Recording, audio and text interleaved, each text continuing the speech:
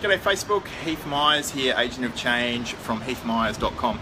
And today I'm coming to you from the Gold Coast. In fact, I'm on Surfers Paradise. What I want to share with you now is some insights that I've been sharing with my clients of late that's been helping them to next level their business. So what I want to share with you today, or what I want to talk about today, is this concept of turning failure into feedback, which is a massive thing, right? It's a massive thing. It's like one of the things in being an entrepreneur, in paving your own way in business, is that you are doing new things. You're continually doing new things. You're continually stepping out of your comfort zone. You're continually developing new skills and traits. And it's inherent whenever you do anything that's new that you're going to make mistakes, that things aren't going to go the way you want them to. And so it's very easy to fall into the stuck state of failure, right? Or of mishap. And the reality is that what you want to have happen is that whenever anything doesn't go the way you want it to, in business or in life, you want to be able to recover rapidly. Because the more rapidly you can recover, the more likely you are to keep moving. But if you don't recover rapidly, what happens is you can end up being stuck. So I want to talk to you about 4 really simple things that you can do to move from failure to feedback really, really quickly, so you can recover rapidly in business and life.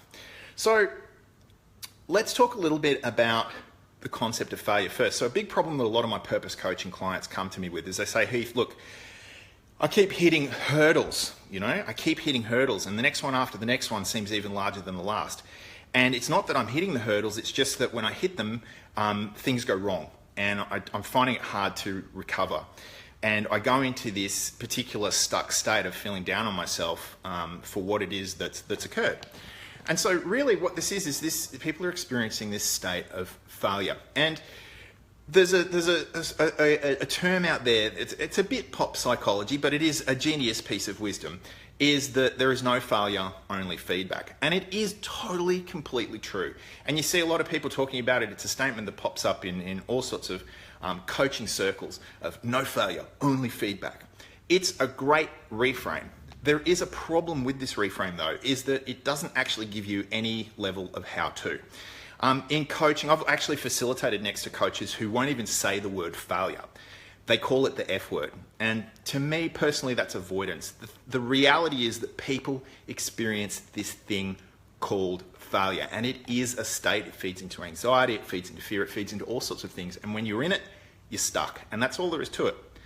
Now, the reality is that when you're stuck in a particular problem state, you're actually currently in the consciousness that created the state, which means you cannot solve it. So if someone just stands in front of you and says, hey man, no failure, only feedback, it's kind of helpful. It's a reframe, but it doesn't actually give you anything to work with. So what I want to do now is I want to give you something to work with, because moving from a stuck state to a movement state like that is near impossible. You need to take steps that are going to dissociate you from the experience of the state that's holding you back. So a lot of people who know me know that I've been really into martial arts for a long time, in particular internal martial arts, and I'm a big Bruce Lee fan.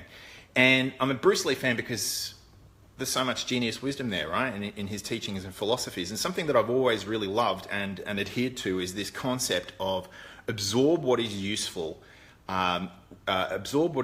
discard what is useless, and add what is uniquely your own. Okay, and it's a great philosophy. So what I want to do is I want to condense this into some steps for you, 4 steps, right? And 3 of those steps are very simple. What he's really saying is retain, discard, invent. So let's say you're trying something new in your business or in life. You've got a lot riding on it. You're attached to the outcome, and it doesn't go the way that you'd like it to go. And you move into that state of failure. Even Tony Robbins himself says that you should honor the problem by at least giving it 10% of your time, right? So take a moment to sit with the failure, right? To be with it, to embrace it, to give space to experience it as opposed to pushing it away. Because when you push it away, you create a dynamic. And the very first thing that you need to do is you need to ask yourself, what actually went right here?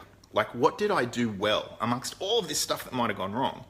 What did I actually do well? What would I do again if this happened? So in other words, what would I retain? And write that down. Just even asking the question, writing it down, starts to dissociate you out of the state.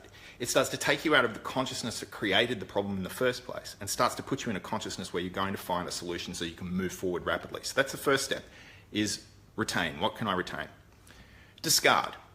Okay, so what did I stuff up? What did I do that I would not do again? If I had hindsight then, in the moment, what would I have not done? So in other words, what would you discard? What would you do different? What would you let go of in the process of what occurred? What would you not do again? Retain, discard, and then invent. So get innovative. What do you need to do? What do you need to do that is going to be something different and new that you can bring to the experience next time to make sure that you don't experience this setback, or perhaps to experience it to a lesser degree? So what do you need to invent? Retain, discard, invent. And the fourth step, I can't even get my fingers right, there we go. Fourth step is really, really simple. Once you've got that written down, act on it. Immediately. Do something, even if immediately, do something really, really small that starts to put those 3 points of retain, discard, invent into action really rapidly. And I can assure you that if you take the time to do that, and really it doesn't need to take any more than say 3 to 5 minutes, if you take the time to do that, what will happen is that you will feel the emotional, the blend of freaky emotions that come with being stuck in failure. They'll subside. You will dissociate, you will move into a different state of consciousness, the consciousness from which you will find a solution to make sure that this thing never, ever happens again. And if you can actually act like that as an entrepreneur in business, what you will find is that your growth will be exponential. And as mishaps occur, because they're going to, you'll recover a lot quicker and you won't feel so bad about it, right? You won't feel so negatively attached or dysfunctionally attached to the outcome. So hopefully those 4 steps, retain, discard, invent, and act, are really helpful for you in your business and life.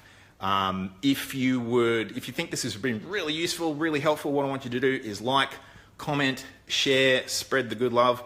And as well, if you would like to find out more about how I can help you to align with your ultimate potential, your ultimate purpose, to next level yourself and get out there and make a difference with your business, be sure to leave a comment below that says, "Bring it, Heath," and I'll be in touch to line up time for you and I to have a 10-minute chat to see if and how I can help you. It's been really good sharing this with you. Stay tuned. I'll be back in touch really soon. All the best and bye for now.